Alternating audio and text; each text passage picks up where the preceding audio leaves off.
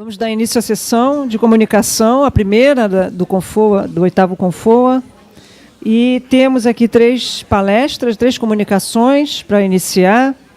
E eu vou chamar cada um, tá, para compor a mesa, e em seguida começamos com os trabalhos. Então, vamos chamar Ana Maria Ferreira de Carvalho, com trabalho Repositórios Institucionais de Acesso Aberto, adequação às novas métricas da web nas instituições públicas de ensino superior brasileiras.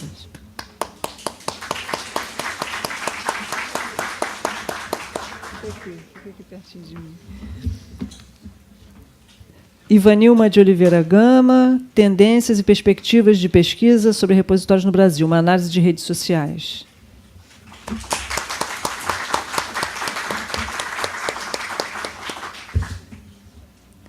E Antônio Luiz Lopes, integração do mecanismo de sincronização do PT CRIS Sync com o CRIS da ISTEC UI.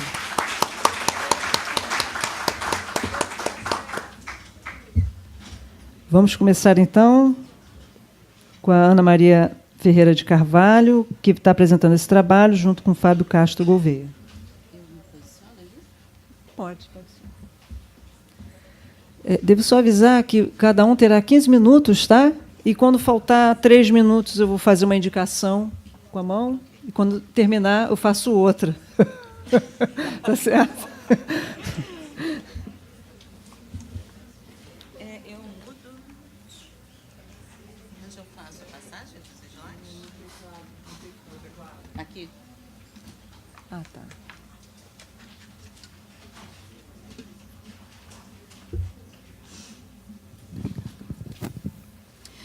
Boa tarde a todos.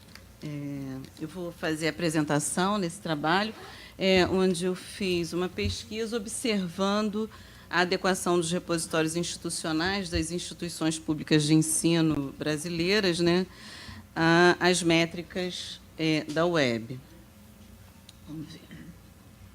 Então, assim, eu começo fazendo um breve histórico, né, não tem como não citar o marco do movimento de acesso aberto, que é a Declaração de Budapeste, que declara, né, que a meta é o acesso amplo à informação científica e tecnológica, né, sem restrições, tendo autoarquivamento por meio dos repositórios institucionais, como a Via Verde e os periódicos de acesso aberto, a Via Dourada. E o nosso foco aqui será a Via Verde, né, os repositórios institucionais, tendo aí a internet, a web, como as tecnologias que permitem, né, que permitiram que a gente avançasse nesse cenário. Ao longo dos primeiros 10 anos desse movimento, né, as mudanças foram ocorrendo nos processos de comunicação científica pelo uso das tecnologias de informação e comunicação. E, ao comemorar 10 anos desse movimento, essa declaração ela é reafirmada, né, esse compromisso é reafirmado, e são observadas novas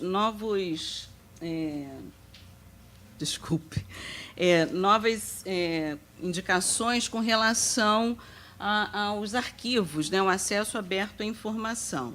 Então, eu estou destacando aqui o ponto onde os líderes desse movimento indicam a diversidade do material, que, no início, tinha esse foco no artigo científico, né, e a ampliação do conteúdo desses repositórios, né, para dados, capítulos de livro, tese e dissertações, e também chamando a atenção para a necessidade de criação de novos indicadores que refletissem agora esse novo instrumento, né, onde é possível disponibilizar informação científica e tecnológica. Então, a gente tem aí um crescimento expressivo, né, do volume de informação, as novas fontes de informação surgem, né, a partir daí novas modalidades de compartilhamento de informação científica e tecnológica, e a gente também começa a observar novas dinâmicas, né, nessas relações, nesse processo de produção científica e tecnológica e disseminação dessas informações. Então, isso, de uma certa forma, cria a demanda por novos indicadores, né? A gente tem um novo ambiente, novas formas de trocar informação, e isso gera uma demanda por novos indicadores que permitam avaliar como se dão os processos de comunicação científica nesse novo cenário. Então, assim, indicadores para a ciência, é algo que permite que se faça avaliação desses processos de comunicação. A gente viu aqui na palestra inicial que também é um motivador que impulsiona esse movimento, quando foi falado aqui da questão qual a dica que se daria, por exemplo, para que um pesquisador aderisse a esse movimento dos dados abertos, do acesso aberto, a avaliação, a possibilidade disso repercutir na sua carreira, na sua promoção. Então, ter indicadores e fazer a avaliação de todos esses processos que envolvem a comunicação científica é importante, estar presente desde sempre. Além de colaborar também para a elaboração de políticas públicas para a ciência e tecnologia.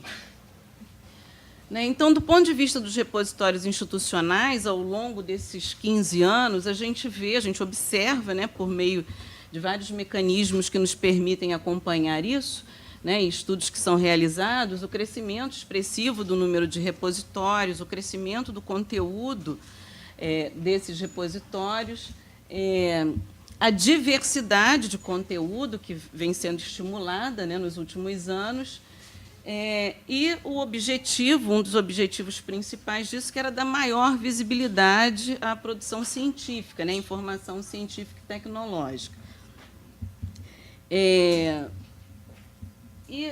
O Sayão destaca o papel político desse mecanismo, do repositório institucional, dos periódicos de acesso aberto, na garantia do amplo acesso à informação científica e tecnológica. Então, Shintako destaca que o repositório institucional, sendo um novo instrumento que faz parte aí de todos os processos de comunicação científica, imprimindo um novo formato, uma nova forma de produção e disseminação da informação, ele tem um grande potencial para ser uma fonte para gerar indicadores para a ciência e tecnologia. E ele, estando no ambiente da web, ele sugere que a webometria seria uma métrica importante para o que melhor poderia ser utilizada para gerar indicadores nesse contexto. Eu destaco aqui também o trabalho de Reis, Espíndola e Amaral, que, da mesma forma, ressaltam o potencial do repositório como uma fonte para a elaboração de indicadores em ciência e tecnologia, destacam a importância da visualização desses indicadores, de que forma ele vai ser apresentado para a comunidade. E esses recursos ele já vem sendo utilizado por várias bases de dados comerciais. Eles citam o exemplo da Web of Science e da Cielo. Então, visto isso, quais são as métricas da web que temos hoje, as principais, que a gente tem apresentado na literatura? Eu destaquei 3 métricas, que foi a webométrica, que ela tem como característica, ela gera indicadores para estudos quantitativos da informação, para observar o uso da informação na infraestrutura da web, e ela tem o link como principal elemento de estudo, quem oferece link a um determinado site, ou o site que oferece link a outro. Como subconjunto da webometria, Gouveia destaca a webmetria, que tem como principal observação as relações de acesso aos sites, a quantidade de acessos, de visita, a origem dessas visitas, o percurso que o usuário faz dentro de um site quando o visita. E, por fim, a altimetria, que tem como o principal olhar as redes sociais, não somente, mas o principal olhar, o de maior volume de dados, que tem como foco observar essas novas interações que acontecem né, com o usuário e o produtor da informação nesse novo ambiente de compartilhamento e de manifestação de interesse por aquela produção. Né? E temos já disponíveis várias ferramentas, né, iniciativas que produzem indicadores a partir dessas métricas, né? Eu estou representando aqui algumas. O ranking de repositórios institucionais, que faz uso de algumas dessas métricas para gerar indicadores e ranquear, né, instituições de ensino, repositórios institucionais, enfim. E que recomenda, inclusive, né, alguns padrões para melhor, né, para que sejam alcançados por essas ferramentas. Então, o objetivo do meu trabalho foi olhar para os repositórios institucionais das instituições públicas de ensino no Brasil e observar se eles estão se adequando, né, oferecendo recursos que permitam gerar dados, né, ou produzir indicadores voltados agora para o ambiente da web. Então, eu gerei a minha amostra observando o diretório OpenDoar, né, que oferece dados sobre os repositórios institucionais no mundo. Eu extraí a amostra dos repositórios institucionais brasileiros e das instituições públicas de ensino superior. Dei maior foco àqueles repositórios que tinham, no mínimo, artigos científicos, né, eu excluí dessa amostra as bases de tese e dissertações, que eu tinha o objetivo de observar aqueles repositórios que tinham, no mínimo, artigos científicos. Então, a minha amostra foi composta por 32 repositórios institucionais, e, no dia da coleta, 30 estavam acessíveis, né? 3 estavam desabilitados ou inacessíveis por algum problema de acesso. Então, o que eu observei, né, em cada um desses sites, que eu fui, a cada um deles, observar a possibilidade ou a disponibilidade de elementos ali que pudessem colaborar para a produção de indicadores de métricas alternativas.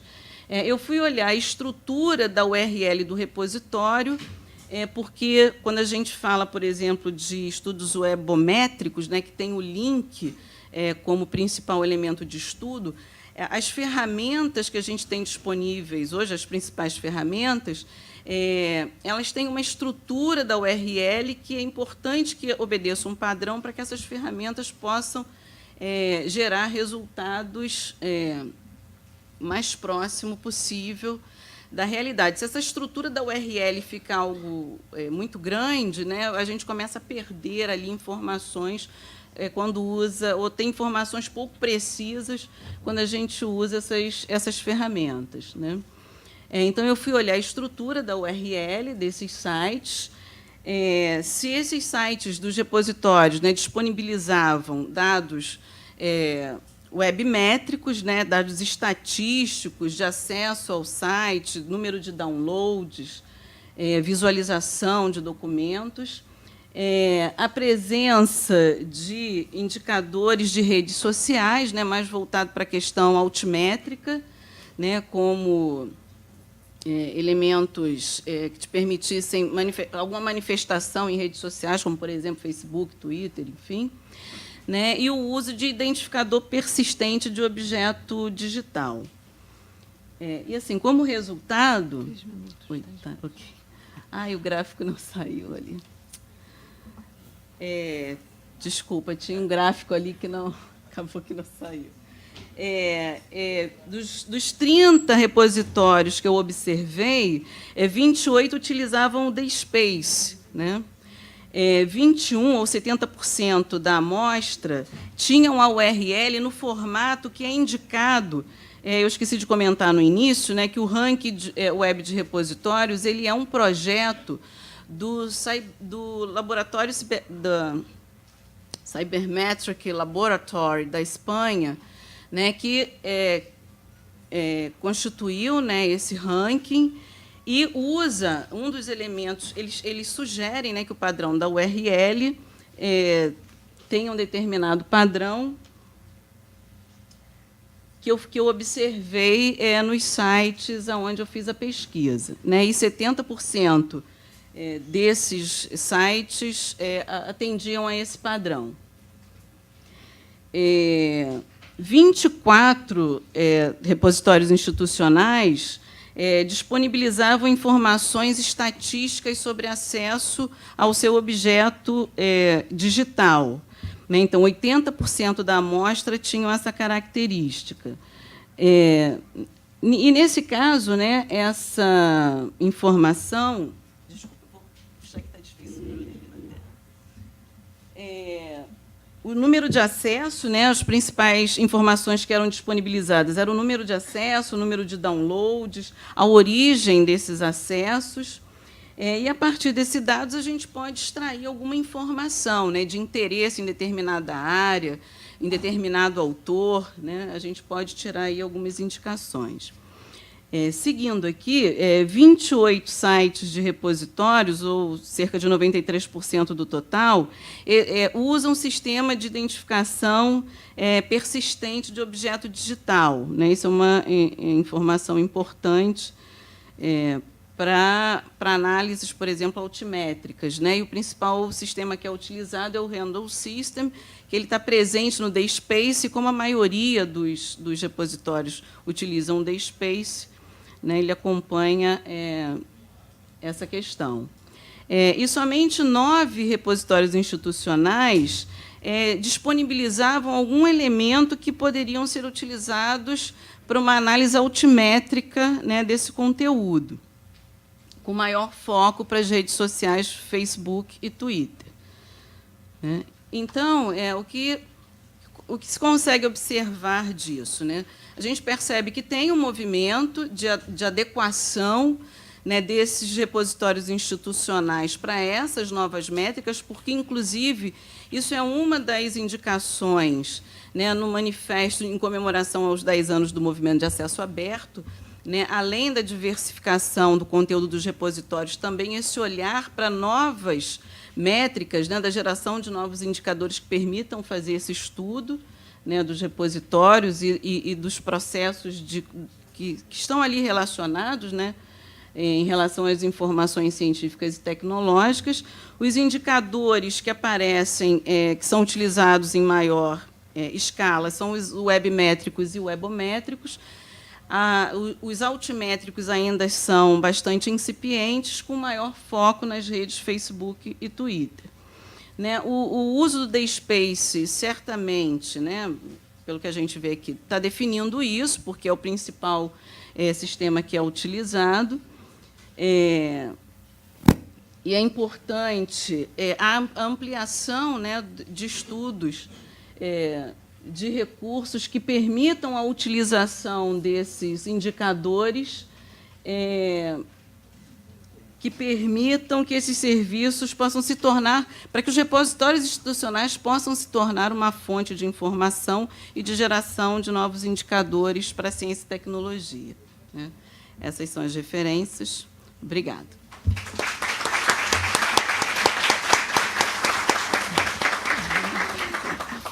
Obrigada, Ana Maria. Então, passamos imediatamente, né, para a palestra seguinte, com a Ivanilma de Oliveira Gama, junto com Lidiane dos Santos Carvalho, com o trabalho Tendências e Perspectivas de Pesquisa sobre Repositórios no Brasil, uma análise de redes sociais, ARS. Né?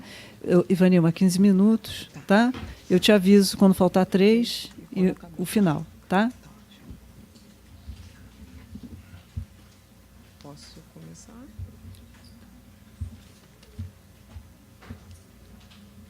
Eu vou começar a falar enquanto vai colocando a apresentação.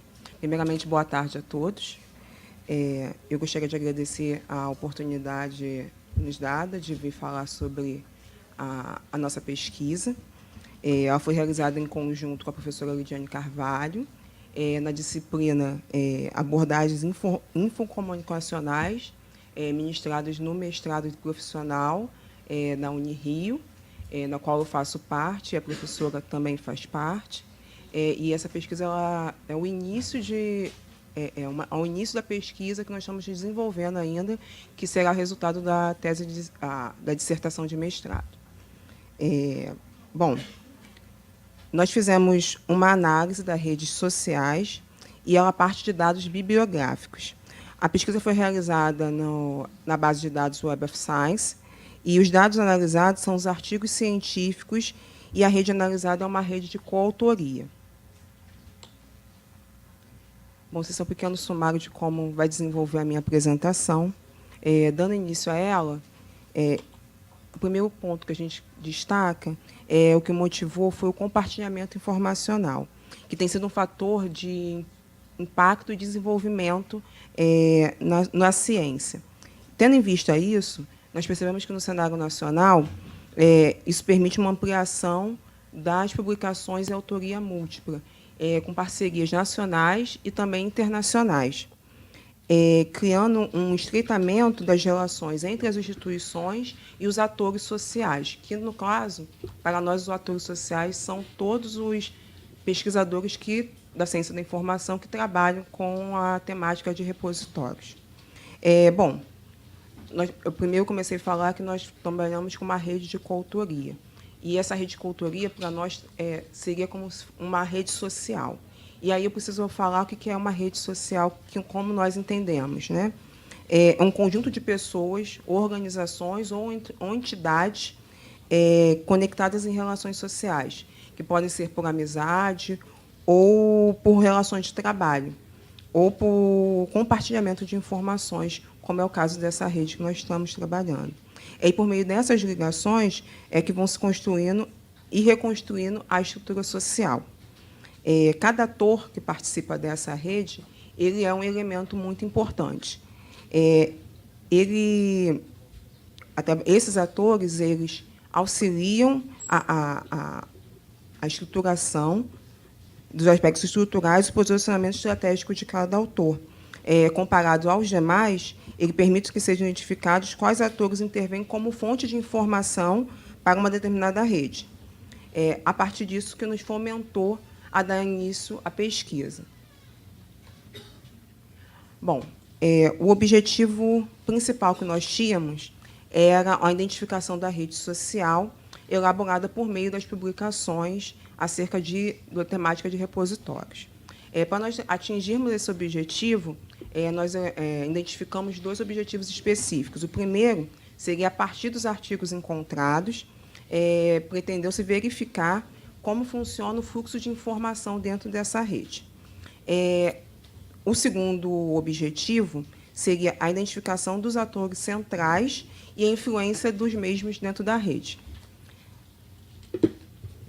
Bem, a metodologia que nós empregamos.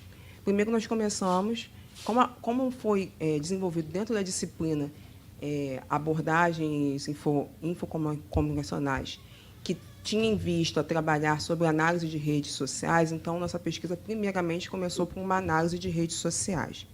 E, depois disso, nós percorremos os dados bibliométricos da Web of Science até novembro de 2016. O método utilizado foi o primeiro, nós escolhemos o tópico repositório. Feita essa primeira busca, nós conseguimos coletar em torno de 3.000 documentos. Para nós começarmos a trabalhar em cima dessa rede, nós fizemos uma delimitação. A primeira delas foi no cenário brasileiro. Então, nós recuperamos apenas aqueles que estavam no cenário brasileiro. A segunda seria a categorização. Nós separamos todos os artigos que estavam na categoria do Library Information Size. E depois foi a temporalidade. Nós decidimos que iríamos abarcar toda a temporalidade presente dentro da Web of Science. Então, pegamos artigos que datavam de 1945 até 2016, dentro desse período. E por que nós escolhemos a Web of Science? Primeiro, porque a pesquisa não tinha pretensão de ser exaustiva em relação ao número de bases de dados.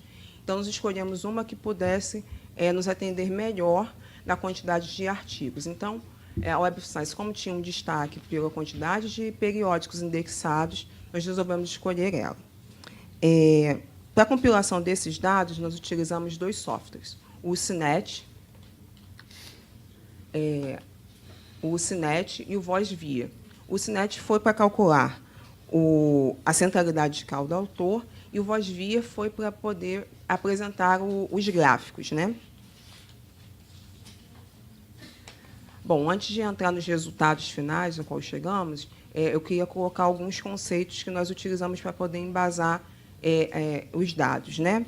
O primeiro seria o REIT, que eu falei já no começo, que é um produto de estratégia de investimento social que pode ocorrer de forma consciente ou não, com vista à instituição a qual pertence e mesmo a manutenção de relações sociais diretamente utilizáveis, a qual se fazem na construção de responsabilidades que se tornam importantes para os indivíduos daquele grupo. O segundo conceito seria atores sociais, que nós entendemos como se fosse um indivíduo, um conjunto de indivíduos, ou até mesmo instituições ou entidades sociais coletivas. Os laços criados por esses atores nas redes de coautoria motivam a transferência de recursos materiais e imateriais para eles, para as organizações a quais eles pertencem e para o campo também de onde eles fazem parte. O terceiro conceito seria o CRIC, que são grupos de atores que estão diretamente, fortemente ligados dentro da rede. Outro conceito seria o índice de centralidade, que foi o que nós calculamos. Ele mensura o grau de poder de um autor dentro do grupo. Então, quanto maior o índice de centralidade, maior a influência e a importância do ator dentro daquela rede. Por último, o último conceito que nós colocamos é o capital científico, que é fundamentado em atos de conhecimento e reconhecimento, que é um conceito trazido por Bourdieu. Nesse sentido, quanto mais significante o percentual de centralidade de um autor, também maior será o capital científico dele. Agora eu vou passar para os resultados obtidos. A primeira figura é um panorama geral dessa rede que nós identificamos. A partir dessa rede é que nós identificamos 13 autores que teriam maior índice de centralidade. Primeiro, pela Web of Science, nós utilizamos os dados que a Web of Science fornece, e aí pegamos o índice de centralidade. No caso, a Web of Science utiliza o índice H. Então, nós pegamos os 13 que tinham maior destaque, e que seriam esses aqui. Em comparação com a tabela 2, que eu vou mostrar mais à frente, a gente fez um índice de centralidade calculado pela análise de redes sociais. E a gente percebe que, em comparação à primeira tabela, alguns autores eles mudam a sua posição no ranking, né, de mais citados e mais atuantes dentro da rede. Bom, o índice de centralidade e citação são formas de mensurar o capital científico. O capital científico puro seria o número de citações que cada autor reúne, e a medida que expressa é o índice H, que é a da primeira tabela. O capital social seria a energia mobilizada por um autor para a rede de coautoria. Por vezes, um autor ele pode publicar, muitas vezes, em coautoria, mas ele não é muito citado. Então, ele se torna um agente mobilizador, o que proporciona a ele um capital maior, um capital social maior, mas isso não significa que ele terá um maior número de citações.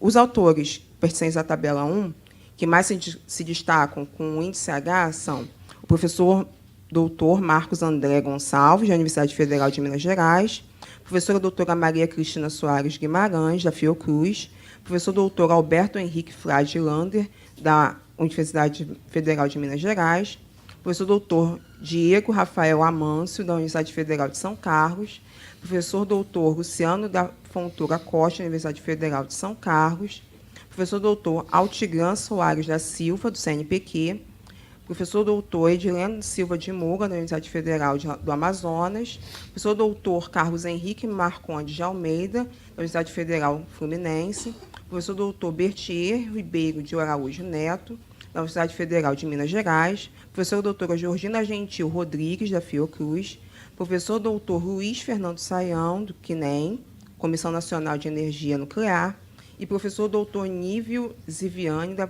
Universidade Federal de Minas Gerais. Na segunda tabela, os autores que se destacam pelo índice de centralidade são o professor doutor Marcos André Gonçalves, da Universidade Federal de Minas Gerais, professor doutor Alberto Henrique Frade Lander, da Universidade Federal de Minas Gerais, professor doutor Nívio Ziviani, da Universidade Federal de Minas Gerais, professor doutor Edileno Silva de Moura, da Universidade Federal do Amazonas, professor doutor Beltier Ribeiro de Araújo Neto, da Universidade Federal de Minas Gerais, professora doutora Isa Maria Freire, da Universidade Federal da Paraíba e Universidade Federal da Bahia, professor doutor Carlos Xavier de Azevedo Neto, da Universidade Federal da Paraíba, professor doutora Mineide Nóbrega Duarte, da Universidade Federal da Paraíba, professora doutora Francisca Arruda Ramalho, da Universidade Federal da Paraíba, professor doutor Guilherme Ataíde Dias, da Universidade Federal da Paraíba, professor doutor Gustavo Henrique de Araújo Freire, da Universidade Federal da Paraíba, professor doutor Diego Rafael Amanso, da Universidade Federal de São Carlos, professor doutor Eduardo Nunes Borges, da Universidade Federal do Rio Grande. Destacamos a maior incidência dos professores, dos pesquisadores que atuam na Universidade Federal de Minas Gerais, com alto índice de citação, seguidos dos que são vinculados à Universidade de São Carlos e à Fiocruz.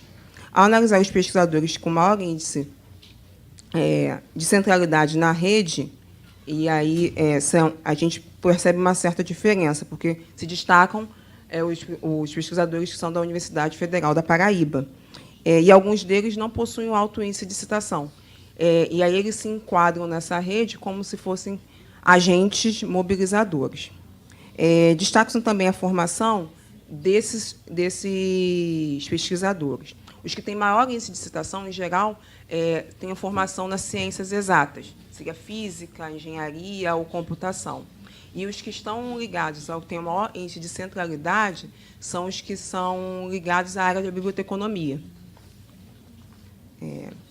Isso nos permitiu ver a multidisciplinaridade que existe entre os pesquisadores da área. Por fim, terminando a minha fala, a gente percebeu durante a pesquisa e a análise dos dados que os indivíduos mais centrais dentro da rede eles apresentam 3 peculiaridades. Nem todos os que se apresentam com alto índice de citação se sobressaem na rede, né? E, igualmente, o inverso. Nem todos aqueles que são mais centrais têm maior índice de citação. Segundo, o capital social emitido nas relações sociais tangem as relações comunicacionais estabelecidas entre esses atores dentro da rede. E, por último, a gente destaca o processo de comunicação é primordial na construção de capital social e do volume de capital dos atores. Isso, encerro aqui a minha fala. Obrigada. Obrigada, Ivanilma. Pontualíssima. Então, vamos chamar Antônio Luiz Lopes para sua fala. Integração do mecanismo de sincronização do PT CRISync com o CRIS do ICTEC IUL. É em inglês a sigla, né? IUL. Uhum.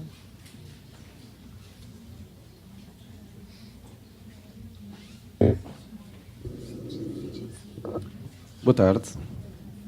O meu nome é António Lopes, eu sou o coordenador da equipa que faz o desenvolvimento dos sistemas de informação no ISCTE-UEL, o Instituto Universitário de Lisboa, e venho hoje fazer-vos aqui uma apresentação sobre o trabalho que foi desenvolvido em conjunto numa iniciativa que foi desenvolvida em conjunto com a FCCN, vários institutos portugueses, a FCCN, a Universidade do Minho e a Universidade de Évora, que tem exatamente a ver com a convergência destes esforços para tentar resolver alguns dos desafios que foram, inclusive, apresentados hoje de manhã, e eu fico contente exatamente por isso, porque também me sinto aqui um pouco em representação de um grupo de gente estranha, com os informáticos e os programadores, aqueles que estão sempre com a cabeça enfiada nos computadores, mas que têm também esta missão partilhada convosco, de tentar melhorar o acesso à ciência. E, portanto, este projeto que nós desenvolvemos teve exatamente essa intenção, e que, de alguma maneira, gostávamos de apresentar aqui também os resultados para para que vocês também possam enverdar por esse caminho. E peço desde já desculpa por esta pequena dança que tenho que andar aqui a carregar no botão. Ora bem, é de facto a vossa missão e vocês têm feito um excelente trabalho. Já têm aqui 8 edições desta conferência. É a primeira vez que eu participo, como eu vos digo, eu venho mais do outro campo, dos meninos dos computadores, e que ainda não tinha tido a oportunidade de contribuir para este campo, para esta área do acesso aberto à ciência, exatamente porque esta missão é de facto importante. O que nós queremos é garantir que é muito bom, podemos gerar conhecimento e ciência e inovação, mas se isso não for partilhado com os investigadores em particular e com o público em geral, de facto não estamos a fazer o nosso trabalho, não é? Portanto, não serve de nada termos ciência e conhecimento que é guardado numa gaveta. E, como eu vos tinha dito, portanto, vocês têm feito, obviamente, um bom trabalho e a prova disso o esforço que tem vindo nos repositórios e a forma do acesso aberto à ciência, mas há, de facto, aqui outros problemas que precisam de ser resolvidos e é, portanto, esse o desafio que nós também assumimos. E esse desafio vem também um pouco no sentido daquilo que já também foi discutido da parte da manhã, é que uma coisa é termos a missão de ter o acesso aberto à ciência, mas também, por outro lado, nós temos que facilitar a vida aos nossos investigadores, que é para eles poderem se dedicar àquilo que realmente interessa, que é a investigação. Se eles perdem muito tempo, que como dizia também na outra talk, se eles perdem muito tempo a terem que preencher esta informação toda em vários sistemas, estão basicamente a perder aquele tempo que seria precioso para a parte da investigação. E vou-vos dar o exemplo, então, de como é que esse problema nos caracteriza, ou caracterizava até este ponto, que é considerarem um exemplo, por exemplo, de uma investigadora portuguesa, que tem que, para além de inserir a informação nos sistemas da sua instituição, tem também a relação com outros sistemas externos. Neste caso, o que nós temos, por exemplo, aqui da nossa investigadora, ela tem que começar por preencher informação ali no nosso sistema que se chama Ciência UL, que é o nosso CRIS, o Sistema de Gestão de Informação de Ciência, que está ligado também à informação da avaliação de desempenho. E, portanto, eles têm que preencher a informação lá. Mas depois, por outro lado, também deveriam preencher a informação no repositório, que é para garantir que depois a sua informação é visível e divulgada também para o repositório nacional. E, por outro lado, se eles pertencerem a alguma unidade de investigação, às vezes ainda têm que preencher também no back-office essa unidade de investigação a sua informação. Ou seja, já são 3 sistemas onde eles têm que preencher isto. Como se isto não fosse suficiente, eles ainda têm que preencher, se por acaso pertencerem a uma universidade de investigação externa, também vão ter que preencher lá. E depois, como às vezes alguns organismos também gostam disso, temos os sistemas de currículo nacionais e outros que têm que ser preenchidos e, portanto, lá vão eles preencher mais esses. Como se não bastasse, ainda há os concursos para receberem o dinheirinho, que ainda têm que preencher também nos sistemas das entidades financiadoras. Portanto, a nossa investigadora, como veem com aquele ar desesperado que ela tem ali, tem que preencher esta informação toda, não é? Obviamente que não é isto que nós queremos, não queremos facilitar a vida aos investigadores e, pelo menos, ao nosso pequeno nível local, pelo menos do lado do ISCTE-UL, nós tomamos isto também como a nossa missão e então tratámos de diminuir estes entraves. E uma das primeiras coisas que nós fizemos foi então tentar fazer a integração do nosso sistema Ciência UL com os outros sistemas que nós controlamos, no nosso caso o nosso repositório e os sistemas das nossas unidades de investigação. Ao que é que isto nos leva?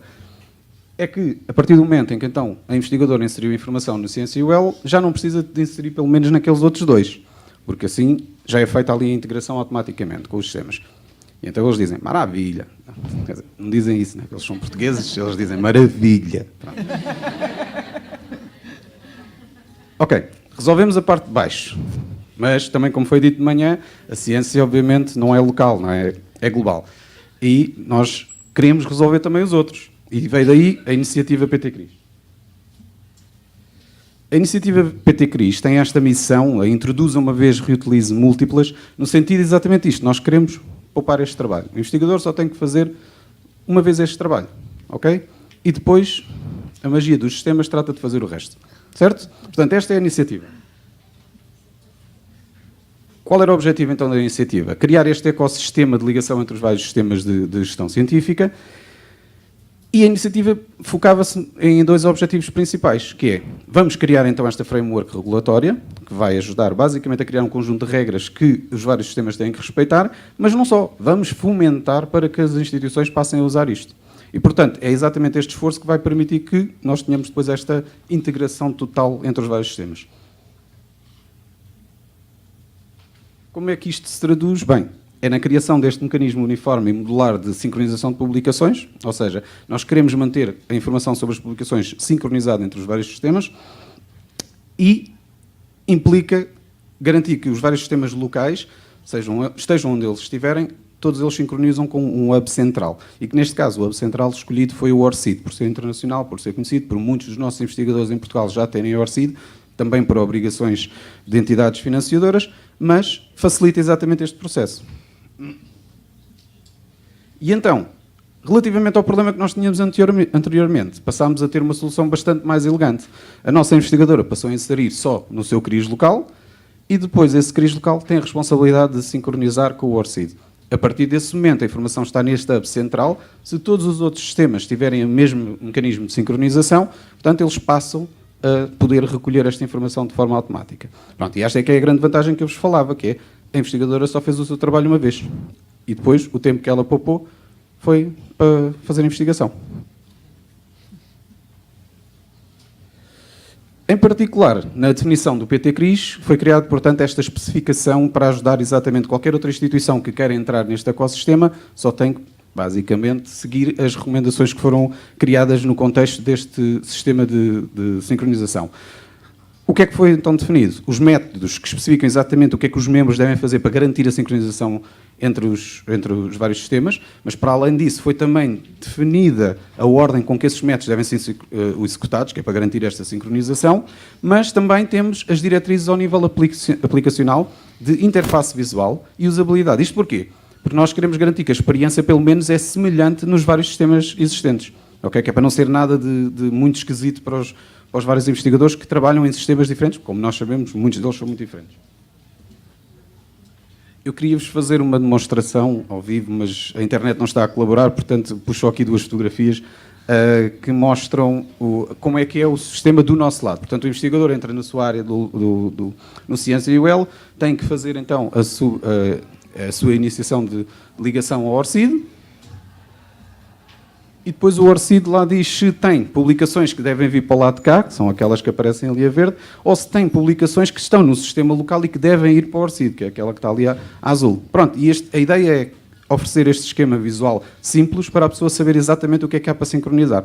Pronto, e é isto que é garantido através deste sistema do PT-CRIS 5. Ora bem, então em que é que isto se traduz? A missão era exatamente aquela, certo? Nós dizermos que a pessoa insere uma vez a publicação e é reutilizado múltiplas vezes. No nosso caso, isto foi implementado este ano, mais de 120 investigadores já usaram o mecanismo, isto traduz-se em mais de 5.500 publicações que já foram sincronizadas, portanto, com o ORCID, e se nós fizermos uma estimativa rápida sobre o tempo que isto poderia demorar, se cada publicação inserida for 3 minutos, portanto, como veem, eles já pouparam cerca de 275 horas. São 275 horas que os nossos investigadores, estes 120 em particular, já dedicaram a outras tarefas. E, portanto, é daqui que esta poupança de tempo se reflete. E, como dizes, se tempo é dinheiro, podemos traduzir isto para dinheiro. E, portanto, no nosso caso, em termos de ganhos reais, o que nós temos é exatamente aquilo. Se nós medirmos isto com base no ordenado médio de um investigador por hora e traduzirmos isso para euros, o que é que nós temos? 275 horas traduzem-se praticamente em 4.100 euros. Em reais, ajudem-me, deve ser o quê? 15 mil reais? Vai aí. Pronto. Se os nossos investigadores todos da instituição fizerem isto, que são 1.200, significam já 1.350 horas, que já dá 20 mil euros.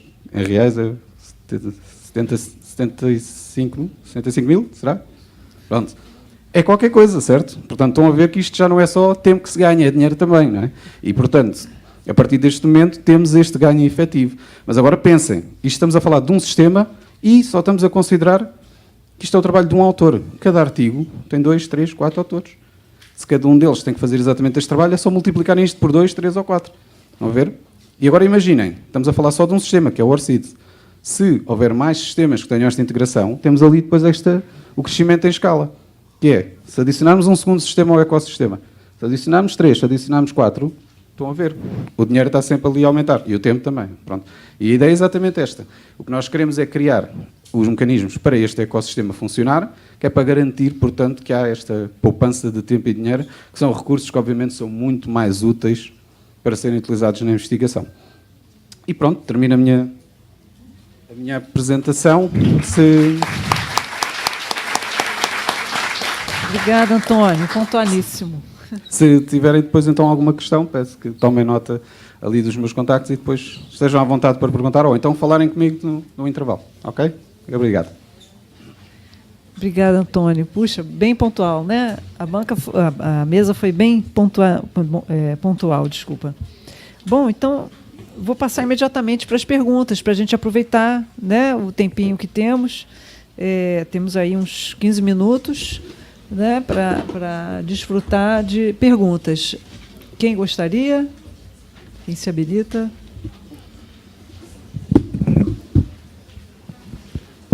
Aproveitar esse tempo.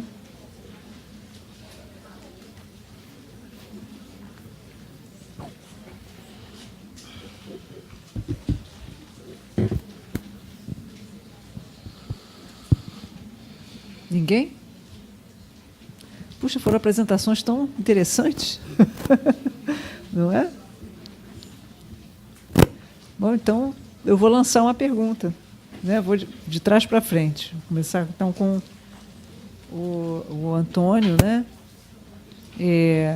Como é que seria essa plataforma, né, porque você falou do funcionamento dela, né? Mas, então, como nós obtemos essa plataforma? Ela é software livre, nós instalamos, como é que seria isso? Você pode falar um pouquinho, já aproveitar, né, o tempo que nós temos? Se o microfone estiver ligado, estão a ouvir? Então. Sim, isto foi desenvolvido em Java, temos uma biblioteca de software que é de código aberto, portanto, completamente livre. Temos o nosso site também, do PT Cris, podem procurar à vontade no Google e, portanto, vão encontrar facilmente esta informação que vos estou a dar e que permite a qualquer instituição, basta quererem, fazer esta integração através deste hub central do ORCID.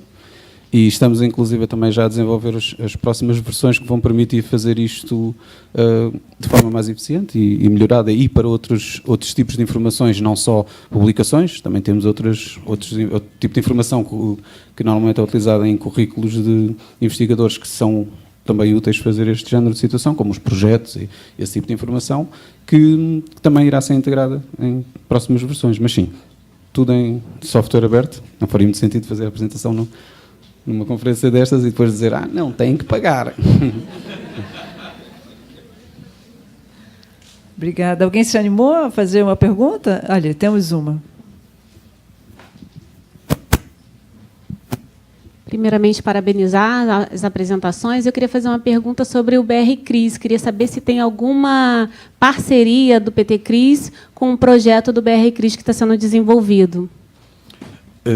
Eu não sei, não consigo responder a isso, mas temos aqui o nosso colega João Mendes Moreira, que é o responsável pelo projeto PT Cris, ele é da FCCN, e poderá naturalmente responder sobre esse tipo de integração. Okay? Mas nós estamos exatamente a desenvolver estas outras versões com o espírito de que possa ser integrado com qualquer outro sistema. E eu não sei os detalhes, portanto, desse outro CRIS, mas se tiverem algum tipo de integração ou se for algum software standard de CRIS, pode ser que essa integração seja muito mais facilitada. Mas o melhor será, portanto, falar com o João, que ele poderá responder. Se for preciso, eu depois encaminho. Mais alguém? Perguntas para mais um? Para o Antônio também. Eu sou Clebiane, UFRN. Eu gostaria de saber sobre a sincronização com relação aos metadados e o arquivo digital. Você sempre consegue trazer em conjunto ou, na sua experiência, vem somente os metadados? É só os metadados, sim. Não inclui normalmente os fecheiros, até porque não podemos ter isso no ORCID.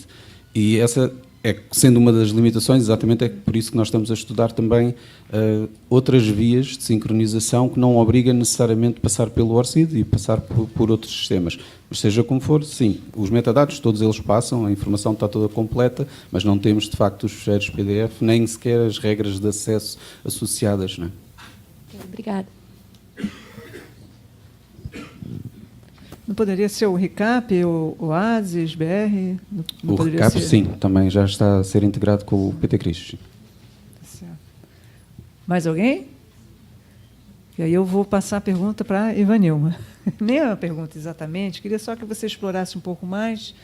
Eu percebi que você estava preocupado com o tempo e foi, né, da marca, mas queria que você falasse um pouco mais sobre os resultados da sua pesquisa, que considerou os repositórios, as tendências e tudo. Então, queria que você falasse um pouco mais disso, porque você acabou mostrando os dados e não explorou essa parte, se pudesse. Sim. Na verdade, nós trabalhamos mais com os dados bibliométricos mesmo nesse caso. Então, nós percebemos uma tendência, na verdade, em algumas áreas que se repetem pelas linhas de pesquisa desses pesquisadores, então seriam, em geral, trabalham com áreas de repositórios, web semântica e bibliotecas digitais, em alguns momentos, tanto os que trabalham com repositórios, em algum momento, tiveram alguma linha de pesquisa que trabalhou com bibliotecas digitais também. Mas nós trabalhamos mais com dados bibliométricos mesmo e não nos aprofundamos na questão. Isso seria um próximo passo. Entendi, está ótimo. Obrigada. Alguém deseja fazer alguma pergunta para a Ivanilma? Então, seguimos aqui para o trabalho da Ana Maria. Queria que você falasse um pouco assim das limitações dessas métricas, né? Em relação ao ambiente digital, se você observou no seu estudo alguma coisa nesse sentido, né? Assim, o trabalho foi uma observação dos repositórios, né, e ver o que eles disponibilizam de elementos que podem gerar indicadores para as novas métricas da web. E a questão da limitação, eu penso que é a forma como os repositórios disponibilizam, né, essa informação. Que às vezes é difícil você coletar esses dados, né, fazer uma análise, então acho que essa talvez seja a principal limitação. Alguém gostaria de dirigir uma pergunta para ela? Não? Então, acho que podemos encerrar a mesa, né? Foi realmente novidades aqui, né, que pudemos observar com a apresentação dos trabalhos. Temos aí questões, desafios para construir indicadores, né? Essa preocupação dos indicadores, apropriado esse cenário novo, né, da comunicação e produção científica, e, sobretudo, o acesso à ciência com o PT Cris. Acho que a gente consegue aí, né, dar um grande salto qualitativo em relação a essas nossas preocupações. Temos uma questão, né? Coffee break. Ok, 15 minutos, por favor. Temos mesmo que ser pontuais e peço aos autores da sessão do póster no minuto que sejam também pontuais para começarmos às 16 horas. Temos mesmo que começar às 16, está bem? Não tem aqui uma exibição primeiro de alguma coisa agora? Não é agora? Ah, então tá bom. Tá certo.